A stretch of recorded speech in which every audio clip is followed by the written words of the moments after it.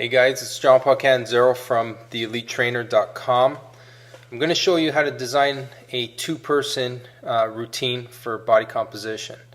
Okay. For instance, I have a couple that is starting with me in 2 days, and they want to purchase a 10-session package from me. Now, for one person, 10 sessions cost $1,000. Okay. For two people, it's 1.5 times the rate. So if it's $100 per session, it's $150 per session for two people. So for them, it's good because they pay $75 each, so they save 25%. And for me, it's good because I make an additional 50% per session, right? So it's a win-win situation. Now, in this particular case, it's quite easy because we have two individuals that have very similar body composition measurements and the same goals. The goal is to get as lean as possible. So they want to decrease body fat and increase muscle mass. Okay, and they want to do this in a functional manner. So I can give them very similar parameters, and they'll both do quite well. I'll show you what the thought process is behind that type of program design. Okay, so if we go over here, you'll see that I've situated two columns, and on each column you have an A-B pair and a C-D pair, and you'll understand what that means in a second. Okay, so we're going to start with a lower body movement on each day, for each pair. Okay, so with the A-B pair, we're going to have a dumbbell split squat, and if it's in this column we're going to go with a barbell step up. Okay, so here's our unilateral lower body movement. We must use a unilateral lower body movement over here. You'll understand in a second. If we're going to go with a unilateral lower body, we must use a unilateral upper body movement. Okay, we must couple it with that. So on this side, we're going to go with a one-arm dumbbell press. So this is a standing braced one-arm dumbbell press. And since this is a vertical push, we will utilize a vertical pull here, which will be a kneeling one-arm cable pull down. Okay, so it's almost the exact antagonist to this movement over here. Now, as one individual does this pair, the other individual will do this pair.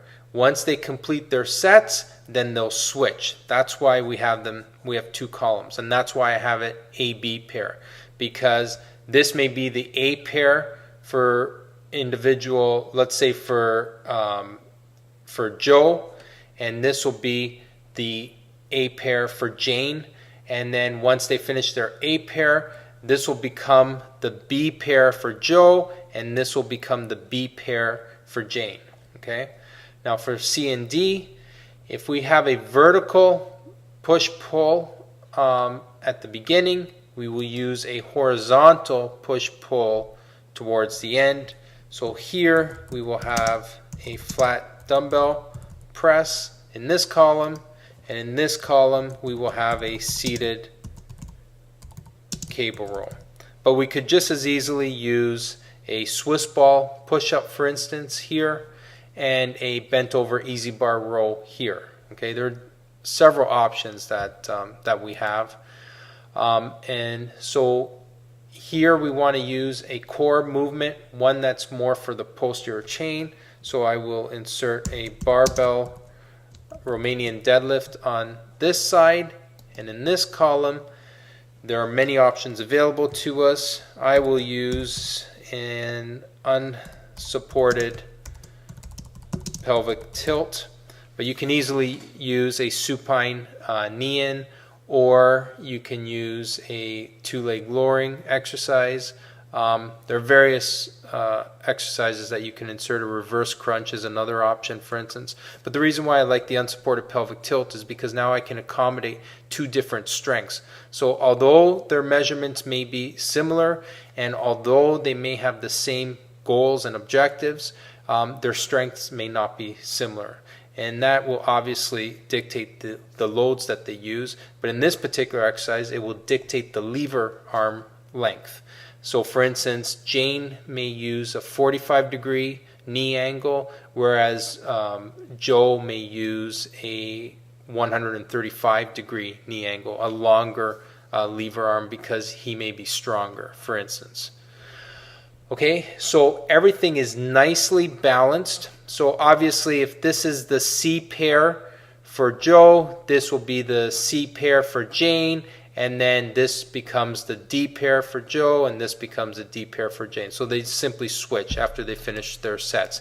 And the sets, the typical parameters you'll use are 3 sets of 10 to 12 reps. These are hypertrophy type parameters. Typically 3 seconds to lower the weight, no pause, 1 second to raise the weight, no pause, but that will depend on the particular exercise. So for instance, a step up, it might be a much quicker tempo because a 3-0-1-0 tempo is not necessarily indicated for that type of movement. Okay, and finally the rest interval will usually be around the 60-second mark of rest. I just want to quickly review why I structured this in these exercises in this manner. Because a common mistake that trainers will make is they may have a unilateral exercise here coupled with a bilateral exercise over here, but then what ends up happening is that if you have 2 unilateral movements over here or 2 bilateral movements on this column, one person will finish ahead of the other person. So if you're going to go unilateral on this side, you must follow up with a unilateral movement on this side. And if you're going to go unilateral with an upper body, you must follow up with a unilateral on the upper body in the second column. So that's why you structure it in this manner. So your AB pairs are all unilateral and your CD pairs are all bilateral, and that keeps the timing on par so that, you know, they finish relatively at the same time, and the session goes quite smoothly. So if you use this type of protocol 3 to 4 times a week, it will work extremely well.